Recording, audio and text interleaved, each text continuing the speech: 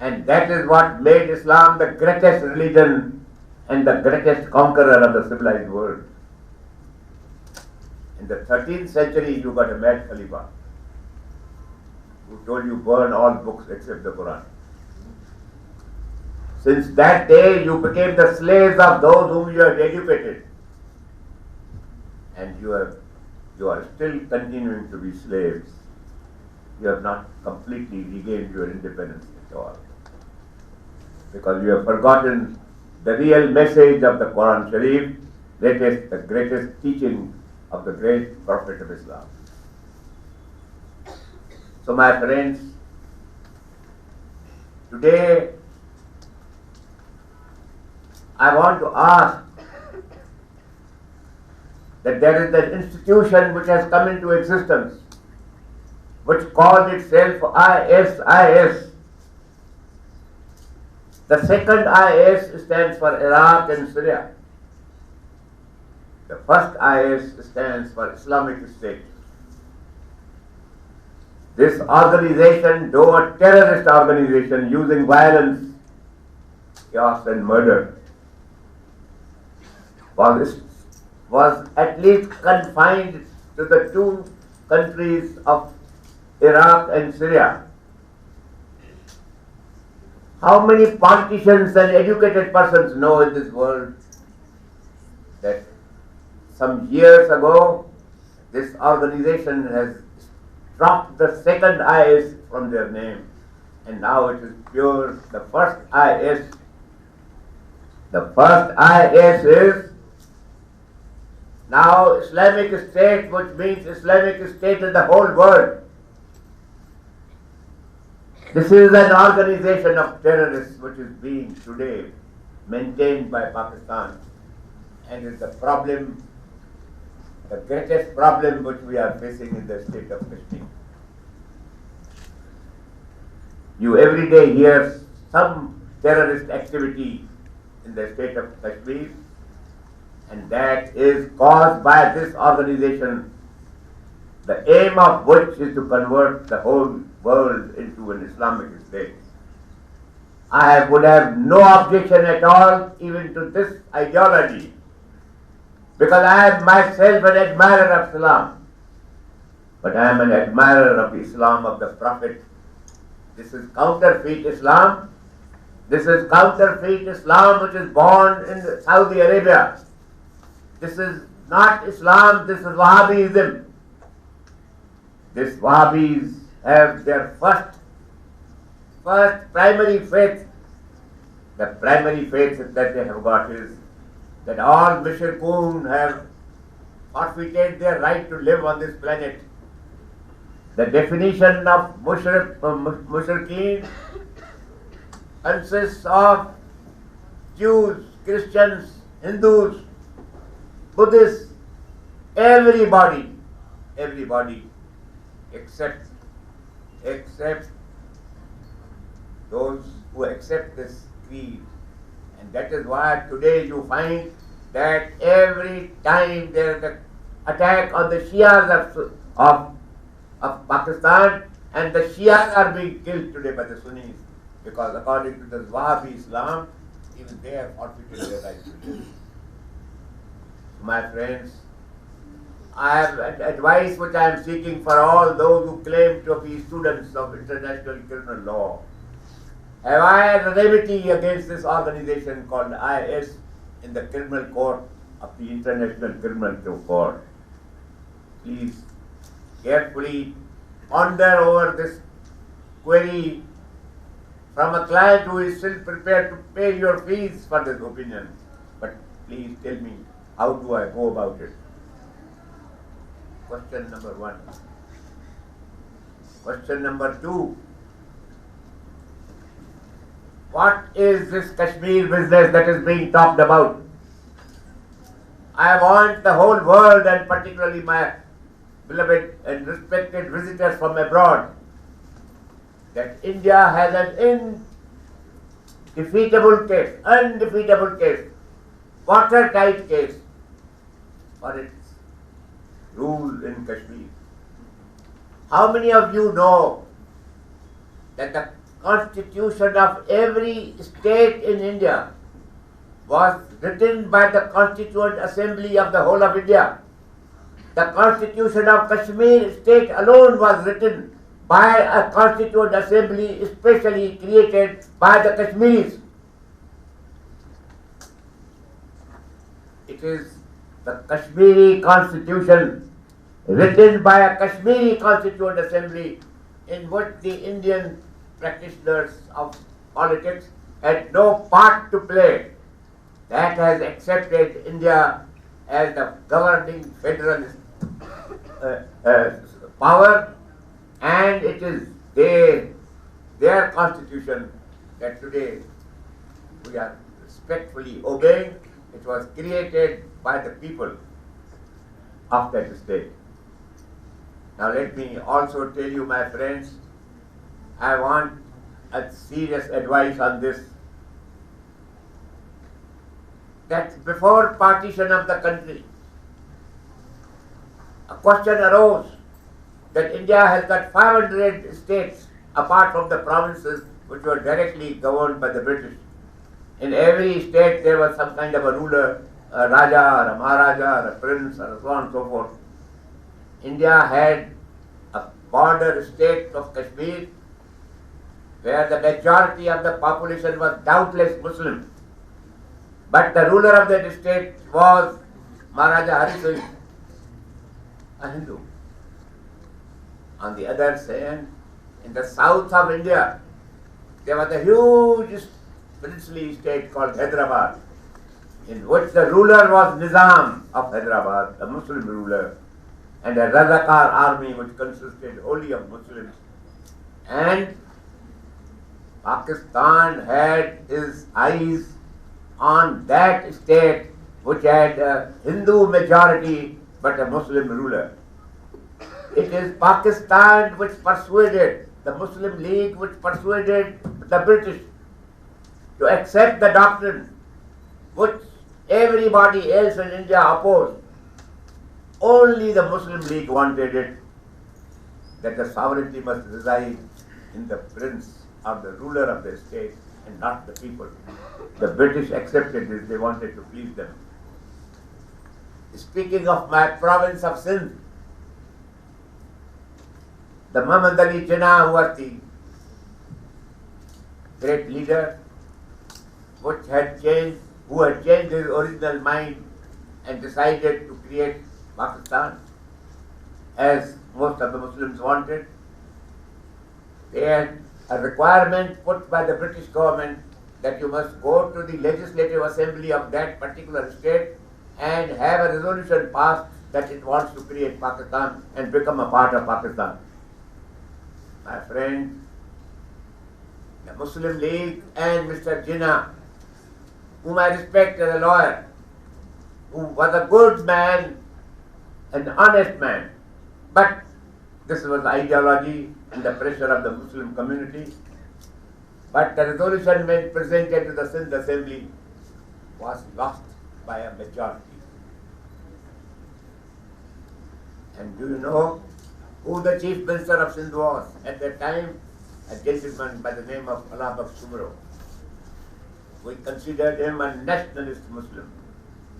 And my friends, in the city of Shikarpur, from where I come in Sindh, he was shot dead in open daylight by a hired assassin. And even then, when the resolution for Pakistan was moved again, it had to pass with the casting vote of the British governor called Sir Francis Moody, not the people of Sindh at all. The people of Sindh never wanted the partition, nor did I want, because I was in Sindh myself. Ultimately, I had to leave because my only other partner in practice, Alabak Sumro, was an MA in philosophy from the Bombay University, because Sindh had no university of its own. He was a Muslim, but his special philosophers for the philosophy paper were Buddha and Kant.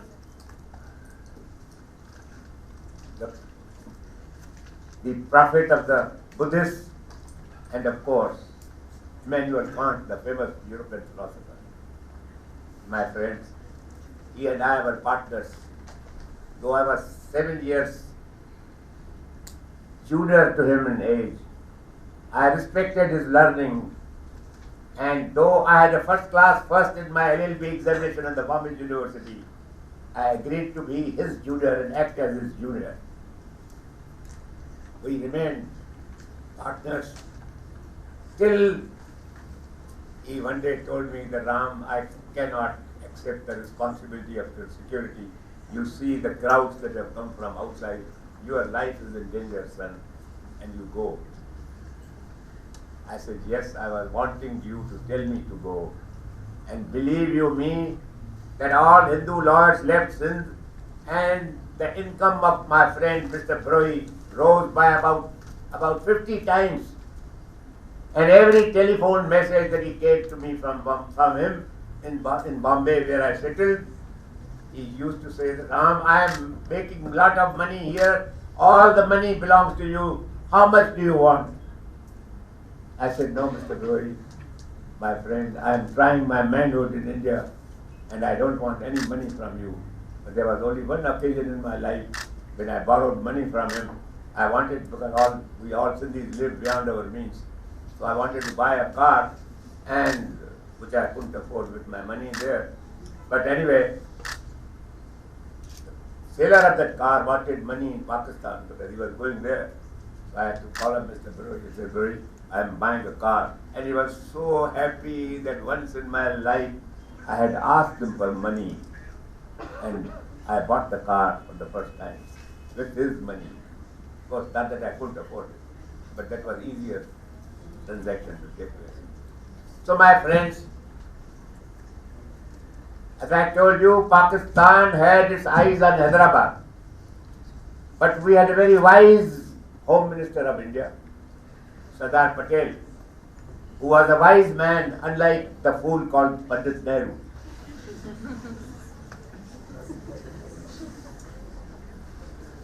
He came to know of the designs of Pakistan, and the Indian army had entered Hyderabad. When Nehru tried to stop it, Patel told him that the army has already entered Hyderabad and I cannot possibly recall it.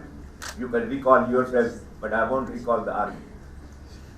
So once the game of Pakistan over Hyderabad failed, they started their game now, and that game had to start in Kashmir, but it had to start in Kashmir because they had to hide their original doctrine which they had made the British to accept, that the sovereignty resides in the prince. A tribal folk, the army, Pakistan army, disguised as a group of tribals, invaded Kashmir, armed fully. And my friends, fortunately, on the way, they encountered a Christian monastery. The Christian monastery had a lot of pretty nurses and women, and they wasted a whole night doing something to those women. And it is during that one night which they wasted before reaching Srinagar, the capital, that the Maharaja of Kashmir signed an instrument of accession in favor of India, and the sovereignty in the Jammu Kashmir state is vested in India by the laws of the constitution which we have and the constitution which was the creation of the British. My friend, nobody can challenge, according to me, but I am seeking your advice. Have I any remedy in the International Criminal Court that I go and tell them that he stops this kind of nonsense which is going on and which has been repeated on the 23rd of this very month? Pakistan wants to say that we are the masters of Kashmir. They are not. My friends, this failed. This failed. The tribals were sent back, and India could have sent them out of every inch of Jammu and Kashmir. But Nehru was, I told you, he was a fool. He ultimately said, all right, let them retain this portion of Jammu and Kashmir, because that really was not Kashmir in full culture, but he said, all right, let them retain this peace. And so therefore the peace was arrived at by allowing Kashmir, half of it almost, to retain in the possession, to be retained in the possession of Pakistan, illegal possession. But we said no, doesn't matter, let them have the satisfaction that they have a part of Kashmir. But it is not Kashmir they want, it is something else they want. They have given away 1/4 of their occupied Kashmir part to China. Ask them.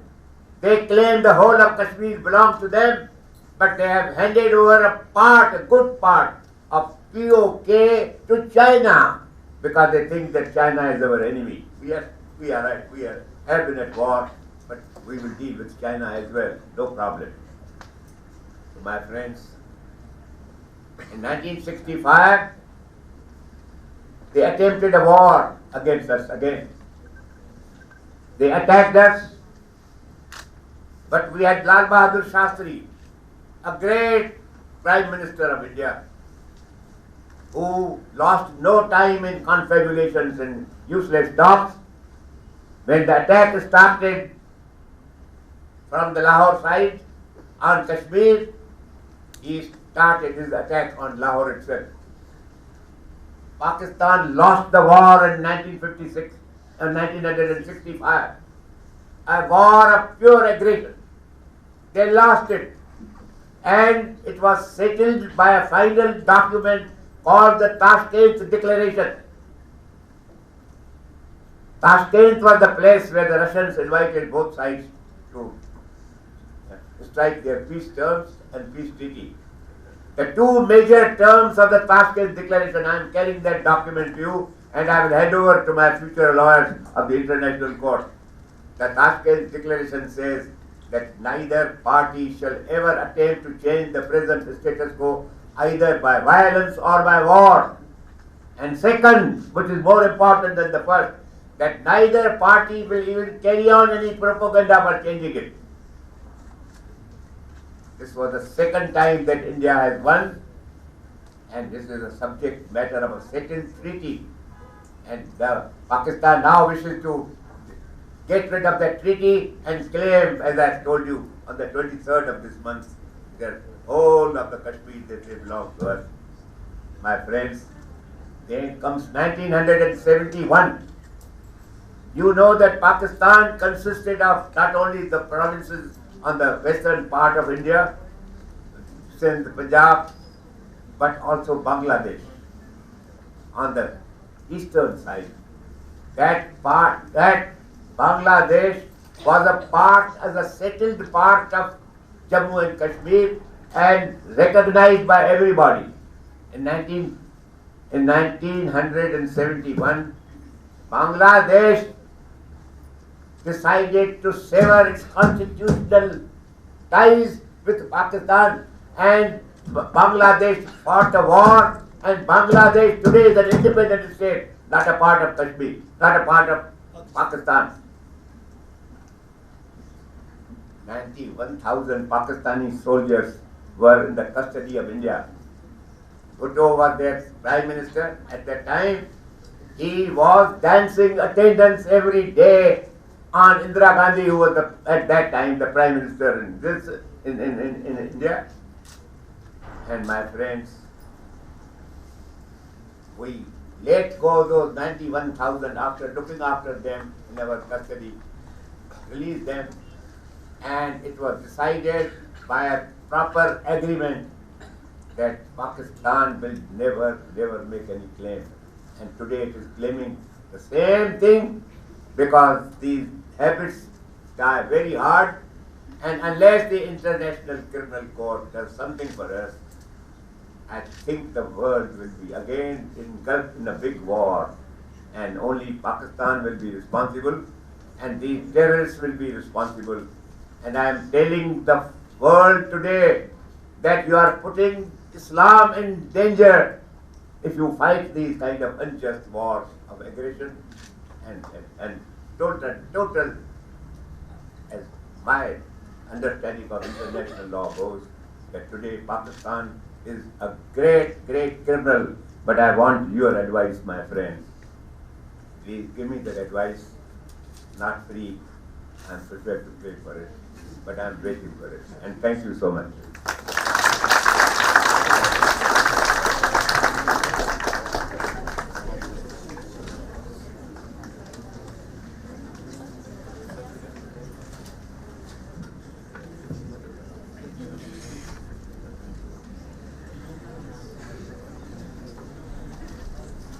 Thank you so much, sir, for your informative words. Now I request Dr. Bindu Ronil Ma'am, Deputy Director, Symbiosis of School Pune, to give away the vote of thanks.